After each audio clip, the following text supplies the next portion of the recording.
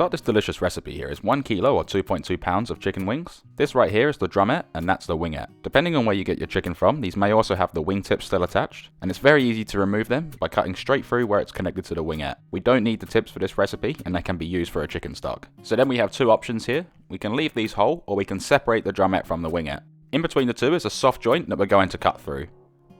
Using a sharp knife, slice through the skin down to the joint, locate the soft joint with your knife, and easily slice through to separate.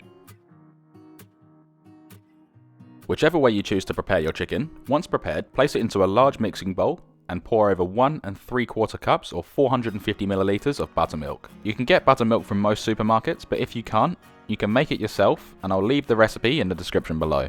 Rub the buttermilk into the chicken, making sure it's all completely coated. What this does is it tenderizes the chicken. The enzymes present in buttermilk will break down the protein in the chicken, resulting in tender and fuller flavor fried chicken. Once the chicken's fully coated, wrap this up nice and tight and place it in your fridge to marinate from anywhere between 8 to 24 hours, and the longer the better. Once the chicken is done marinating, place a large pot with deep sides onto your stovetop and pour in enough vegetable, canola or sunflower oil to fill the pot halfway. Place it onto a high heat, and if you have a thermometer, bring the oil to 180 degrees Celsius or 350 degrees Fahrenheit. And if you don't have a thermometer, heat the oil until you can place a piece of chicken into it and it bubbles fiercely. In the meantime, in a small bowl, add in 2 teaspoons or 6 grams of sea salt flakes, 1.5 teaspoons or 1 gram of dried thyme, 1.5 teaspoons or 1 gram of dried basil, 1 teaspoon or 0.5 grams of dried oregano, 1 tablespoon or 4 grams of celery salt, 2 tablespoons or 8 grams of garlic salt, 1 tablespoon or 2 grams of yellow mustard powder, 2 tablespoons or 2 grams of ground white pepper, 1 tablespoon or 1 gram of cracked black pepper, 4 teaspoons or 5 grams of paprika, and 1 tablespoon or 1 gram of ground ginger. Using a whisk, thoroughly mix all of the spices together, ensuring that there's no clumps. In a baking tray or bowl, add in 2 cups or 256 grams of all-purpose plain flour, add in the spice mix, and mix it all together until completely combined. Prepare a tray with a wire rack, then place the marinated chicken into the flour and spice mix, and coat the chicken, making sure it's completely coated.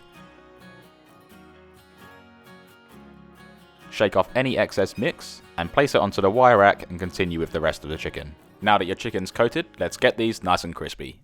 Once your oil is at 180 degrees Celsius or 350 degrees Fahrenheit, or you can place in a piece of chicken and it bubbles fiercely, we're good to go. Continue adding in the chicken, and I must stress, you may need to do this in batches. Do not add too much of the chicken. This will allow the pot to overflow, and this will end in a complete disaster. And it's better to be safe than sorry. Anyway, once the chicken is in the oil, we're going to fry this for 7 to 8 minutes, allowing the chicken to get deeply golden brown and really crispy. And you will need to move the chicken around every now and again, but don't touch it too often because we don't want to break the skin off the chicken. If you're using drumsticks, cook them for 12 to 15 minutes, and if you're using breast and thigh, cook it for 16 to 17 minutes. Next to the pot, prepare a tray to rest the chicken and drain the oil. Then after 8 minutes and the chicken is deeply golden and really crispy, carefully remove it from the oil and place it onto the tray to drain.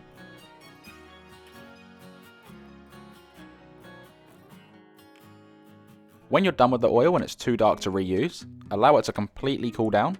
Once cold, remove it from the stovetop and pour it through a funnel back into its container.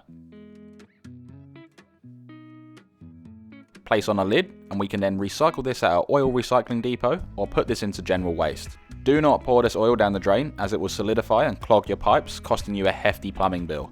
Then with the sludge at the bottom of the pot, we can scrape this into the bin. Now back to the chicken. I'd highly suggest that you wait 5 to 10 minutes to allow this to slightly cool down before you dive into this. You really don't want to ruin the experience and scorch your mouth. Serve them into your favourite serving dish. And now let's give these a try. These are fantastic. They're extremely crunchy, extremely juicy, and the flavour from the spice mix tastes absolutely amazing. You can serve these up with your favourite dipping sauce, and this right here is ranch, and if you want to see how I make this, I'll leave my recipe link in the description below. This recipe here serves 1 to 2 people, but can easily be doubled, tripled and so on. These can be stored in the fridge for 2 days, but I wouldn't recommend freezing them. And to reheat them, place them into your oven set to 180 degrees Celsius or 350 degrees Fahrenheit, and cook for 10 to 12 minutes, or until hot throughout.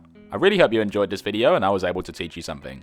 If you did enjoy this video, make sure you smash that like button, and if you want to see more great recipes, consider subscribing. Thanks for watching, stay safe, and enjoy.